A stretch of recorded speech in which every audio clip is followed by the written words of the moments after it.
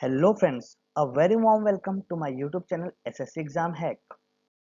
तो आज की इस वीडियो में हम एसएससी सीजीएल 2019 में हिस्ट्री के जो भी क्वेश्चंस पूछे गए हैं उन्हें शिफ्ट वाइज डिस्कस करने वाले हैं।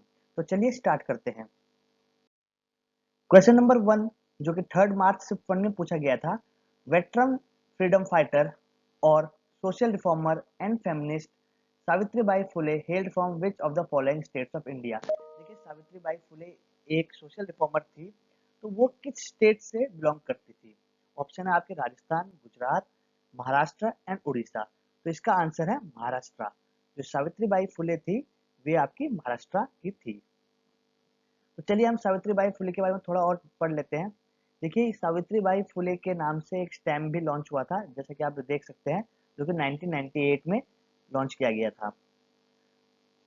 देखिए जो सावित्रीबाई फुले थी ये एक सोशल रिफॉर्मर थी और पोइट भी थी जो महाराष्ट्र से बिलोंग करती थी।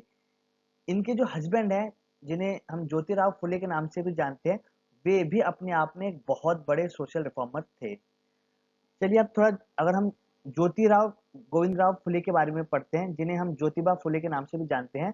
वे एक सोशल रिफॉर्मर थे जो कि लोअर कास्ट के साथ जो भी अनएथिकल चीज होती थी, जैसे अनटचेबिलिटी या कास्ट सिस्टम, उसके खिलाफ इन्होंने आवाज उठाई। अब देखिए इनका इसलिए इंपॉर्टेंस है क्योंकि इन्होंने एक सत्य शोधक समाज के नाम से एक रेवोल्यूशनरी ऑर्गेनाइजेशन स्टार्ट की थी। तो ये पूछा जाता है कि सत्य शोधक समाज किसने स्टार्ट की थी? आपको पता होना चाहिए, ज्योतिबा फुले। अगला है question number 2, in which year Sanchi was discovered after being abandoned for nearly 600 years? 1816, 1818, 1814, 1820। तो जो सांची की रीडिस्कवरी की गई वो की गई 1818 में। ठीक है, अब चलिए जान लेते हैं इसके बारे में। देखिए 12th सेंचुरी के बाद जो सांची था, जो कि आपका मध्य प्रदेश में है अभी, उसको अबेंडन या उसको वीरान छोड़ दिया गया और जो भी यहाँ के मॉन्यूमेंट्स वगैरह थे वो धीरे धीरे नष्ट होते जा रहे थे। तो 1818 में ब्रिटिश जनरल हेनरी टेलर थे, उन्होंने इस जगह की वापस से रिस्टोरेशन का काम शुरू किया। और बाद में 1919 में जो यहाँ का रिस्टोरेशन वर्क था वो जॉन हबर्ट मार्शल की निगरानी या सुपरविजन के अंदर में किया गया। जॉन हबर्ट मार्शल वही हैं जिन्होंने हड़प्पा या मोहनजोदारो जो ये सभ्यता थी इसकी आर्कियोलॉजी को सुपरवाइज किया था। अगर हम सांची की बात करें तो सांची आपका जो बुद्धिस्ट मॉन्यूमेंट्स है उसके लिए फेमस है। यहाँ की जो सबसे फेमस चीज है वो है सांची स्तूपा। अगर हम सांची स्तूपा की बात करें तो ये इसकी जो बनाने की शुरुआत की थी वे अशोक महान ने की थी, अशोक द ग्रेट। तो ये क्वेश्चन पूछा जाता है। साथ ही साथ ये जो आपका स्तूपा या सांची स्तूपा है वो यूनेस्को वर्ल्ड हेरिटेज साइट में 1989 में इसको रखा गया। तो आपका ये जो सांची स्तूपा है वो यूनेस्को वर्ल्ड हेरिटेज साइट है। Question number 3, the ruins of the ancient city of Hampi or the capital of Vijayanagar is located in which present day of Indian state? आपने सुना होगा हम्पी एक जो शहर है जो कि पहले विजयनगर की राजधानी रही, वो अभी किस इंडियन स्टेट में है? कर्नाटक, बिहार, तेलंगाना और हरियाणा। आपको पता होना चाहिए ये है कर्नाटक में। ठीक है, अब थोड़ा हम्पी के बारे में जान लेते हैं। देखिए जो हम्पी है ये कुछ ग्रुप ऑफ मॉन्यूमेंट्स हैं, इसमें टेम्पल वगैरह भी हैं जो कि यूनेस्को वर्ल्ड हेरिटेज साइट में भी है और ये प्रेजेंट डे कर्नाटक में है। जो आपका हम्पी था वो विजयनगर अंपायर की राजधानी रही। ये सवाल बहुत बार पूछा जाता है कि जो विजयनगर अंपायर थी उसके फाउंडर कौन थे? तो आपको पता होना चाहिए कि जो विजयनगर अंपायर थी वो 1336 में हरिहर्रा और बुक्का राय, ये जो दो भाई थे संगम डायनेस्टी के, इन्होंने विजयनगर अंपायर की स्थापना की। ठीक है, तो आपको स्टेट पता लग गया और आपको हम्पी के बारे में। देखिए एक चीज और पूछी जाती है, जो हम्पी है ना वो अभी प्रेजेंट डे एक नोट्स के ऊपर में है। 50 रुपये का जो नोट है ना, आप जैसे कि देख सकते हैं, उसमें ये हम्पी का जो चैरियट है इसकी फोटो है। तो ये हम्पी के पूछा जाता है कि 50 रुपये नोट पे किसकी है। और आपको 50 रुपये का कलर भी पता होना चाहिए, ब्लू कलर होता है। ये रीजनिंग पूछ सकते हैं। क्वेश्चन नंबर 4 है, Kolathunadu, Vallunad and Thekkumkur were ancient small time kingdoms in which state of India? जो ये तीन आपको छोटे छोटे किंगडम्स दिए गए ये अभी प्रेजेंट डे किस स्टेट में है? कर्नाटक, गुजरात, बिहार या केरला? तो ये जो तीनों स्मॉल किंगडम्स थे ये प्रेजेंट डे केरला में थे। अगर आप थोड़ा इनके बारे में जाने तो जो वल्लुवनाड है ये अभी प्रेजेंट डे केरला है, उसी की एक स्मॉल किंगडम थी। और ये जो किंगडम थी ये शुरुआत में जो चेरा पेरुमल्स थे उनके अंदर कर आते थे। वहीं जो कोलाथुनाडु है वो क्या था, वो 4-5 किंगडम्स का एक ग्रुप था, जो कि आपका मलबार कोस्ट है ना, जो केरला में जो मलबार कोस्ट आता है वहां ये डायनेस्टी रूल करती थी। तो ये क्वेश्चन पूछा गया है। क्वेश्चन नंबर 5 कहता है sir Thomas Roe came as an official ambassador from king James one of England to which Mughal emperor court. आपको पता होगा कि सर थॉमस रॉय थे जो भारत में आए थे जहांगीर की कोर्ट में, ठीक है, तो यही शायद इसका क्वेश्चन आंसर है, जहांगीर। तो आए थे वो यहाँ पर फरमान लेने, फरमान होता था कि वो यहाँ पर ट्रेड वगैरह करना चाहते थे, तो उसके लिए वे एक फरमान मांगने आए थे कि हम यहाँ कर सकते हैं। तो वो यहाँ आए थे और वो किसके एम्बेसडर थे, वो थे जेम्स वन ऑफ इंग्लैंड के। क्वेश्चन पूछा तो आपको आंसर तो पता ही लग गया कि जहांगीर के कोर्ट में आए थे, ठीक है। थोड़ा पढ़ लेते हैं। देखिए जो थॉमस रो थे वे सूरत में आए 1615 में, ठीक है, from a letter from king James जो कि राजा थे वहां के। और किसके कोर्ट में आए, जहांगीर के कोर्ट में आए। क्यों आए थे, क्योंकि वे ट्रेड एग्रीमेंट करना चाहते थे। और उन्होंने जो मुगल अंपायर थी जहांगीर की उसमें लगभग 4 साल उन्होंने यहाँ पर बिताए और उन्होंने जो बादशाह थे उनसे ट्रेड के लिए नेगोशिएशन की। लेकिन जब वो यहाँ से गए 4 साल बाद तो उन्हें वो एग्रीमेंट जो करना चाहते थे वो नहीं हो पाया। क्वेश्चन नंबर 6 कहता है in which year was the foundation stone of the Gateway of India laid in Bombay, जो कि अभी मुंबई के नाम से जाना जाता है। तो आपको पता है कि वर्ल्ड फेमस जो कि गेटवे ऑफ इंडिया है उसकी फाउंडेशन स्टोन कब रखी गई, 1905, 1913, 1915 और 1920। तो इसका आंसर है 1913 में, ठीक है। अब थोड़ी इसकी हिस्ट्री जान लेते हैं। देखिए जो गेटवे ऑफ इंडिया है वो एक आर्क मॉन्यूमेंट है, आर्क मॉन्यूमेंट मतलब इस टाइप का मॉन्यूमेंट है, ठीक है, जो कि 20th सेंचुरी में बनाया गया था। अब आपको ये पता होना चाहिए कि क्यों बनाया था। देखिए इसको बनाया गया था क्योंकि 1911 में जो किंग एम्परर जॉर्ज 5 थे, जो कि आपके इंग्लैंड के राजा थे उस टाइम, जॉर्ज 5, और उनकी क्वीन, वे भारत आए थे 1911 में, उन्होंने भारत का दौरा किया था। तो उस चीज को मार्क करने के लिए उन्होंने जो गेटवे ऑफ इंडिया थी उसको बनाया, ठीक है। अगर हम थोड़ा इसके बारे में बात करें तो आपको ये पता होना चाहिए कि जब किंग जॉर्ज 5 और क्वीन ये भारत आए तब जहां से उन्होंने एंट्रेंस किया उस टाइम वहां कोई गेटवे नहीं था। पर जब वो लोग यहाँ पर आए उस टाइम सिर्फ एक कार्डबोर्ड का स्ट्रक्चर था। बाद में फिर 1913 में उन्होंने उसी चीज की याद में 1913 में गेटवे ऑफ इंडिया को बनाना आरंभ किया, ठीक है। और ये बनकर कब तैयार हुआ, 1924 में। ये आपको पता होना चाहिए। ये आपका गेटवे ऑफ इंडिया, ठीक है ना, ये आर्क मॉडल देखा ना आपको, आर्क। क्वेश्चन नंबर 7 आजाद शत्रु और ruler of the Haryanka dynasty was the son of. देखिए आपने जो एंशिएंट हिस्ट्री है उसमें मैंने आपको बताया था कि जो अजात शत्रु हैं वो हरियंका डायनेस्टी के हैं। वे किसके पुत्र थे, तो आपको पता होना चाहिए कि वे थे बिंबिसार के पुत्र, है ना। तो ये आपको बेसिक चीजें पता होनी चाहिए। ये आपको बता ही दिया, he is the son of Bimbisara, Haryanka dynasty के थे। अब उनके बारे में क्या चीज इंपॉर्टेंट है अजात शत्रु के बारे में कि उन्होंने जो फर्स्ट बुद्धिस्ट काउंसिल थी 483 बीसी में जो कि राजगृह में कराई गई थी वो उन्होंने करवाई थी। आपको ये भी पता होना चाहिए कि टोटल 4 बुद्धिस्ट काउंसिल हुई हैं, फर्स्ट सेकंड थर्ड फोर्थ, ठीक है। फर्स्ट कराई थी आपकी अजात शत्रु ने, सेकंड काल अशोक, थर्ड अशोका ने, एंड फोर्थ कराई थी आपकी कनिष्क ने, ठीक है। और आपको ये पता होना चाहिए कि जो हरिंका डायनेस्टी थी उसको किस डायनेस्टी ने हटाया, वो थी शिशुनाग डायनेस्टी। और हरिंका डायनेस्टी के जो आखिरी राजा थे वो थे नाग दशक। तो ये आपसे पूछा जा सकता है, ये आपको पता होना चाहिए। क्वेश्चन नंबर 8 कहता है who among the following was the last ruler of the Nanda dynasty. आपको नंदा डायनेस्टी के बारे में पता है। नंदा डायनेस्टी के टाइम पे कौन आए थे भारत में, अलेक्जेंडर आए थे 326 बीसी में, ठीक है। तो ये जो नंदा डायनेस्टी के आखिरी शासक कौन थे, वे थे आपके धनानंद। तो मैंने आपको बता ही दिया है कि उनके टाइम पर अलेक्जेंडर भारत में आए थे, ठीक है। और ये भी आपको पता है कि धनानंद को ये हराकर चंद्रगुप्त मौर्य भारत के सिंहासन पर बैठे थे। और चंद्रगुप्त मौर्य की सहायता की थी कौटिल्य, जिन्हें हम चाणक्य के नाम से भी जानते हैं। The first ruler of Magadha from the Haryanka dynasty was. देखिए अब आपको ये क्वेश्चन अभी गया था, तो आप देख सकते हैं ना कि क्वेश्चन अगर आता है किसी शिफ्ट में तो उसी से सिमिलर क्वेश्चन आगे पीछे पूछा जाता है। ये था थर्ड शिफ्ट का क्वेश्चन, 3 मार्च का।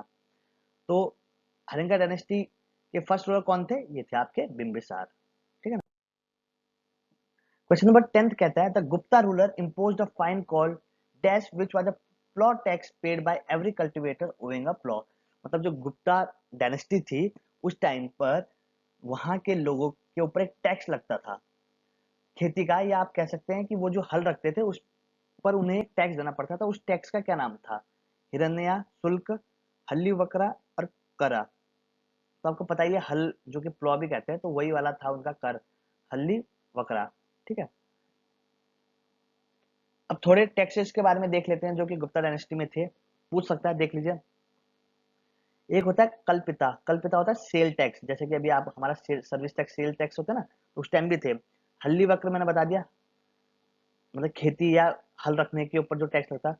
बाली था an additional operation tax on people, मतलब ये एक प्रकार का लोगों था दबाए जाने वाला का टैक्स था। प्रत्यया था, प्रत्यया मतलब होता है टोल टैक्स, जैसे जैसे आपको पता ना कि गाड़ियां जाती है तो टोल टैक्स देते, तो उस टाइम भी था, इसको कहते थे प्रत्यया। भोग एक टैक्स था।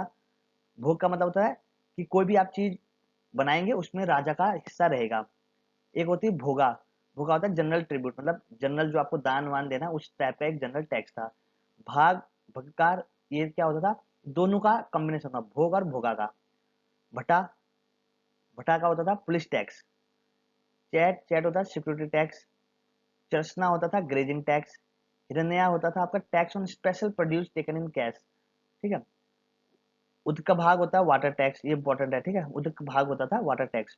उपरिकार होता था tax collected from all subjects. तरदया होता था टैक्स ऑन नेविगेशन, मतलब आप कहीं समुद्री यात्रा में जाएंगे तो उसका टैक्स है तरदया। रज्जू होता था tax for measurement of land. सर्व सृष्टि होता था फोर्स टैक्स। वेदाग भोग होता था इरिगेशन टैक्स। और उपार्निक होता था tax taken from border area. आप कह सकते हैं इसे कस्टम ड्यूटी टाइप का था उपरनिक। ठीक है, अगला है who सैंग hailed as a prince of pilgrims visited India during the reign of which king। ठीक है, आपको पहले पता होना चाहिए कि हु सैंग एक चाइनीज पिलग्रिम है जिन्हें की दुनिया में प्रिंस ऑफ पिलग्रिम्स के नाम से जाना जाता है, क्योंकि इन्होंने बहुत विभिन्न विभिन्न देशों में इन्होंने यात्रा की।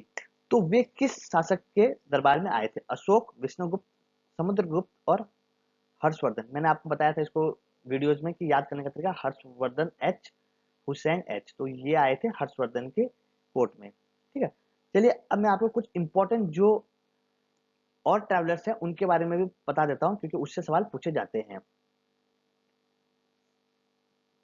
तो देखिए, हुसैन के बारे में मैंने आपको बता ही दिया कि हुसैन आए थे हर्षवर्धन के कोर्ट में, और उन्हें किस नाम से जाना जाता है? उन्हें जाना जाता है प्रिंस, प्रिंस ऑफ पिलग्रिम्स। ठीक है, उसके बाद इन्होंने जो दुनिया भर की जो यात्राएं की, उन्होंने इसे अपनी किताब सी युकी में लिखा है। ठीक है, और वे बुद्धिस्ट यूनिवर्सिटी जैसे कि नालंदा यूनिवर्सिटी वगैरह यहाँ पर भी गए।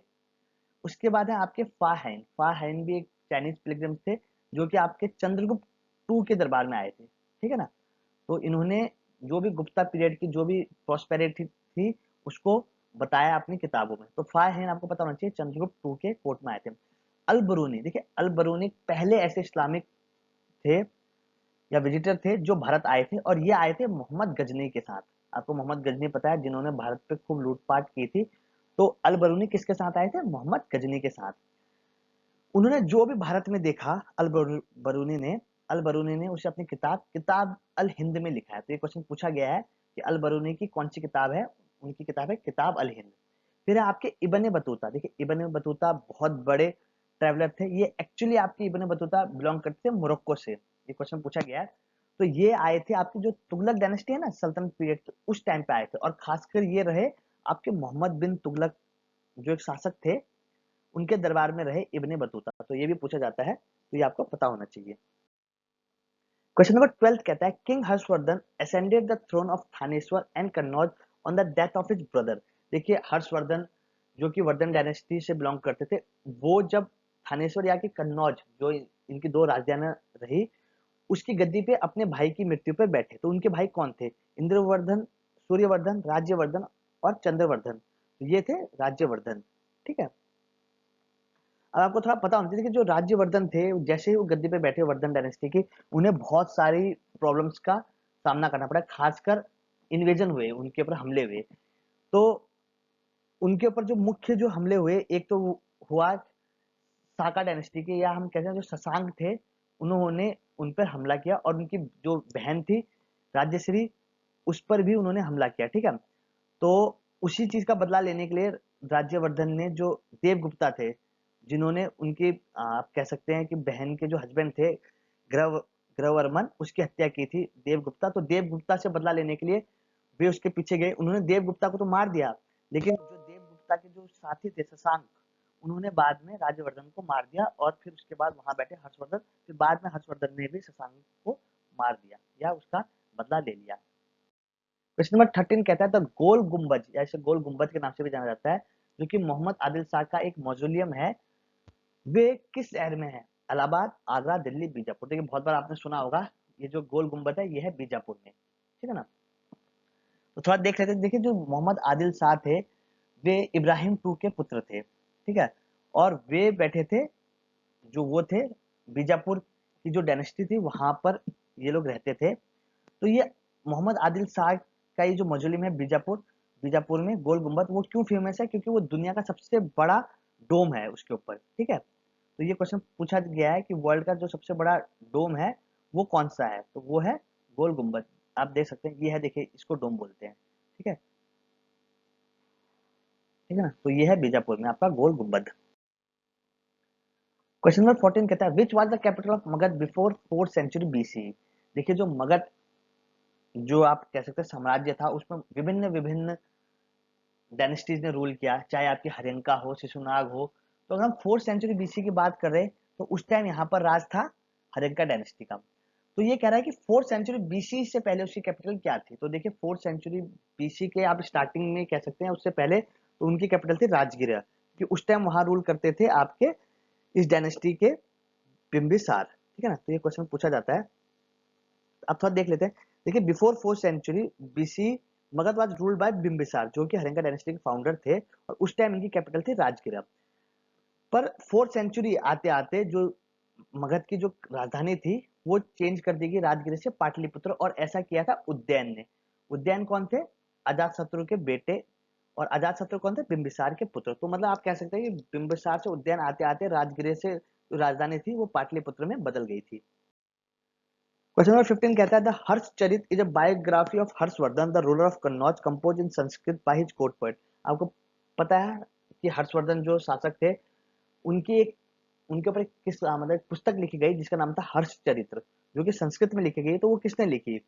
विष्णुगुप्ता, जिनसेना, कंबान और बाणभट्ट। तो आपको पता होना चाहिए कि जो हर्षचरित्र है वो लिखी आपकी बाणभट्ट ने। बहुत इंपॉर्टेंट क्वेश्चन है, बहुत बार पूछा गया है। क्वेश्चन नंबर 16 कहता है the Vedic civilization in India flourished along the river. देखिए आपको वैदिक एज के बारे में पता है, जिसमें बहुत बड़े बड़े जो ग्रंथ लिखे गए वेदास के बारे में, जहाँ से नॉलेज पता लगी। तो जो वैदिक सिविलाइजेशन थी ये किस नदी के किनारे डेवलप हुई? जैसे आपकी हड़प्पन हुई आपकी इंदस नदी के किनारे, मेन थे ना। तो वैदिक सिविलाइजेशन हुई आपकी सरस्वती नदी के किनारे, ठीक है ना। तो देखिए वैदिक सिविलाइजेशन को के बारे में आपको पता ही लग गया कि ये जो रिवर सरस्वती थी उसके बैंक्स पे ये सिविलाइजेशन डेवलप हुई, और ये जो प्रेजेंट डे हरियाणा और पंजाब का इलाका है वहां पर ये डायनेस्टी या ये सिविलाइजेशन मुख्यतः लाइक करती थी। क्वेश्चन नंबर 17 कहता है in 4th century BC capital of Magadha was shifted to. देखिए इसी से रिलेटेड क्वेश्चन 4 मार्च की एक शिफ्ट में पूछा गया, और इससे ही रिलेटेड क्वेश्चन अगली शिफ्ट में पूछा गया। तो ये आपको पता ही है कि 4th सेंचुरी के अंदर में जो कैपिटल थी वो चेंज कर दी गई थी पाटलिपुत्र में, और किसने की थी? ये की थी आपकी उज्जैन ने। क्वेश्चन नंबर 18 कहता है in which city was the झंडा सत्याग्रह और फ्लैग सत्याग्रह ऑफ 1923 हेल्ड। तो देखिए ये जो सत्याग्रह हुआ था ये हुआ था आपका नागपुर में, ठीक है, ये आपको पता होना चाहिए। अगर हम इसकी हिस्ट्री के बारे में जाने तो देखिए ये जो फ्लैग सत्याग्रह था ये टाइप का एक छोटा सा सिविल डिसोबीडियंस मूवमेंट था, ठीक है ना। तो इसकी जो मेन हुई थी शुरुआत आप कह सकते हैं वो नागपुर में हुई थी 1923 में। क्यों? क्योंकि उस टाइम पे ऐसा आप जो झंडा था भारत का झंडा वो कहीं भी नहीं फहरा सकते थे अपनी मर्जी से, तो उसके खिलाफ ही इन्होंने एक टाइप का विद्रोह किया था। अगर हम कुछ और इंपॉर्टेंट इवेंट्स के बारे में बात करें या इस टाइप के सत्याग्रह, तो आपको पता होना चाहिए देखिए नॉन कॉपरेशन मूवमेंट, ठीक है, जो कि 1920 से 22 के बीच में गया हुआ था। ये इसको आपको पता होना चाहिए। सॉल्ट सत्याग्रह जिसे कि हम सिविल डिसोबीडियंस के नाम से भी जानते हैं, ये हुआ था 1930 में, और वह आपका क्विट इंडिया मूवमेंट जो कि 1942 में, ये आपको पता होना चाहिए। देखिए क्विट इंडिया मूवमेंट को शायद हिंदी में कहते हैं भारत छोड़ो आंदोलन, नॉन कॉपरेशन और एक हो गया सिविल डिसोबीडियंस। ठीक है, तो ये आपको तीनों मेन पता होने चाहिए, इन पे सवाल पूछे जाते हैं। क्वेश्चन नंबर 19 कहता है which pillar inscription has recorded the achievements of Samudragupta who was known as a Napoleon of India for his conquest. देखिए जो समुद्रगुप्त थे ये बहुत बड़े एक कॉन्करर थे, मतलब ये युद्ध करके राज्यों को जीतते थे और इसीलिए इन्हें नेपोलियन ऑफ इंडिया के नाम से जाना जाता है। तो इनकी जो जीत की जो भी चर्चाएं हैं उनका व्याख्यान एक पिलर में किया गया है। वो कौन सा पिलर है? आयरन पिलर, सन पिलर, विजय स्तंभ या इलाहाबाद पिलर? तो ये है इलाहाबाद पिलर, जिसे हम कहते हैं इलाहाबाद प्रस्ती के नाम से भी। अब थोड़ा इसके बारे में जान लेते हैं। देखिए ये जो इलाहाबाद पिलर है ना, जिसे हम प्रयाग प्रस्ती के नाम से भी जानते हैं, इसमें इनकी जीत के ऊपर बहुत कुछ मतलब अच्छी अच्छी कविताएं लिखी गई हैं। तो ये किसने लिखी ये आपको पता होना चाहिए। ये लिखी है इनके कोर्ट पोएट, मतलब उनकी जो दरबार थी उसमें एक कवि थे हरिसेना ने। तो ये सवाल पूछा गया है कि प्रयाग प्रस्ती किसने लिखी है? ये लिखी है हरिसेना। विजय स्तंभ भी इंपॉर्टेंट है, चित्तौड़गढ़ में है, राणा कुंभा ने बनाया था इसे। ठीक है ना। क्वेश्चन नंबर 20 कहता है freedom fighter Sucheta Kripalani became the first women chief minister of which state? देखिए सुचेता कृपलानी भारत की पहली महिला चीफ मिनिस्टर थी। ठीक है, मुख्यमंत्री थी पहली महिला। तो ये किस स्टेट की थी? ये थी उत्तर प्रदेश की। ये सवाल पूछा जाता है बहुत बार, आपको पता होना चाहिए। थोड़ा देख लेते हैं इनके बारे में। देखिए जो सुचिता कृपलानी थी ये 1963 से लेकर 1967 के बीच में यूपी की चीफ मिनिस्टर थी। अब इनसे रिलेटेड दो तीन चीजें वो देख लेते हैं। देखिए जो सरोजिनी नायडू थी ये पहली भारत की महिला गवर्नर थी। ठीक है ना, और ये भी उत्तर प्रदेश की ही गवर्नर थी। ये रही 1947 से 1949 के बीच में उत्तर प्रदेश की गवर्नर। इन्हीं की एक पुत्री है पद्मजा नायडू। ठीक है ना, वे भारत की सबसे लॉन्गेस्ट सर्विंग फीमेल गवर्नर रही, जो कि बंगाल की 11 साल तक गवर्नर रही। तो उन्हीं की पुत्री भारत की सबसे लंबी महिला फीमेल गवर्नर रही। उसके बाद एक सवाल और पूछा जाता है इन्हीं से रिलेटेड कि first women president of INC, मतलब जो इंडियन नेशनल कांग्रेस है, जो कि 1880 के आसपास में जिसकी स्थापना हुई थी, उसकी पहली महिला प्रेसिडेंट कौन थी? वो थी एनी बेसेंट, जो बनी 1917 में। अगर ये ऐसा पूछ लिया जाए कि भारत की स्वयं की मतलब भारत की इनबॉर्न कौन सी इसकी पहली विमेन प्रेसिडेंट थी, तो वो थी सरोजिनी नायडू। क्योंकि एनी बेसेंट एक फॉरेनर मतलब फॉरेन देश में इनका जन्म हुआ था। अगर भारत की पैदाइश वाली महिला पूछा है तो वो है सरोजिनी नायडू। क्वेश्चन नंबर 21 कहता है in which period was the legendary Victoria Terminus station, जिसे अभी हम छत्रपति शिवाजी महाराज टर्मिनस के नाम से जानते हैं, वो बनाया गया?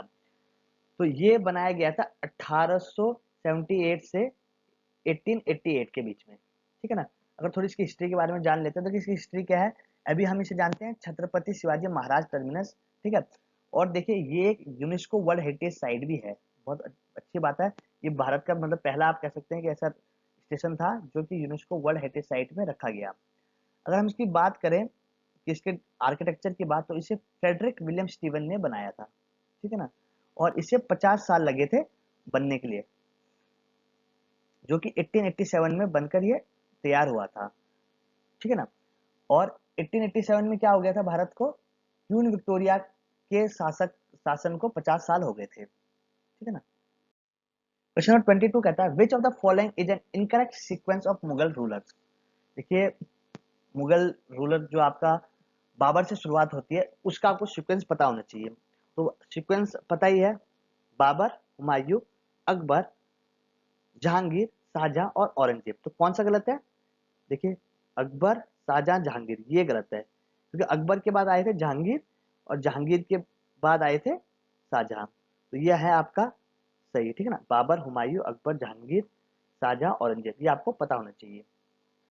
क्वेश्चन नंबर 23 कहता है who among the following is known as father of Muslim renaissance in Bengal? किसे भारत का father of Muslim renaissance in Bengal के रूप से जाना जाता है? सर सैयद अहमद खान, अमीर अली, नवाब अब्दुल लतीफ खान, नवाब सैमुल्ला खान। तो ये है नवाब अब्दुल लतीफ खान। ठीक है ना।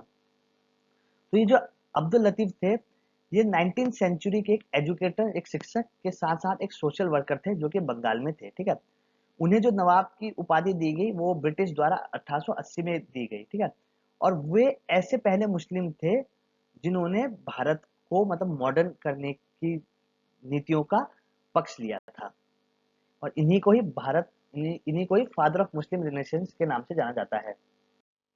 अगला है, who was the then governor general of British India when sati pratha became illegal and punishable. तो आपको पता होना चाहिए, जो ये सती एक कुनीति थी जिसके तहत अगर किसी महिला के हस्बैंड की डेथ हो जाती थी तो वे महिला उसी आहुति में अपने जो प्राण थे वो त्याग देती थी, मतलब आप कह सकते हैं कि वो जिंदा जल जाती थी। तो ये जो सती प्रथा थी इसको खत्म किया गया, और वो किस गवर्नर जनरल के राज में हुआ। तो सबसे पहले आपको पता होना चाहिए किस वर्ष में हुआ। तो ये 1828 में जो ये सती प्रथा थी उस पर बैन लगा दिया गया। ठीक है, तो कौन थे उस टाइम यहाँ के गवर्नर जनरल? ये थे आपके लॉर्ड विलियम बेंटिक। ठीक है, ये आपको पता होना चाहिए, ये बहुत बार पूछा जाता है। ठीक है ना, तो ये गवर्नर जनरल ऑफ इंडिया थे 1828 से 1835 के बीच में, और इन्होंने ही जो सती प्रथा की कुनीति थी उसको खत्म किया। तो फ्रेंड्स, इस पार्ट में मैंने आपको 4 मार्च तक के जितने भी हिस्ट्री के क्वेश्चंस आए थे वो मैंने आपको करवा दिए। अब इसके सेकंड पार्ट में मैं आपको 5 मार्च से आगे के जो भी हिस्ट्री के क्वेश्चंस आए हैं सीरियल 19 में वो मैं आपको कवर करा दूंगा। तो तब तक इस वीडियो में इतना ही। अगर आपको वीडियो अच्छी लगी तो वीडियो को लाइक करें और चैनल को सब्सक्राइब करें। तब तक के लिए thank you and all the very best.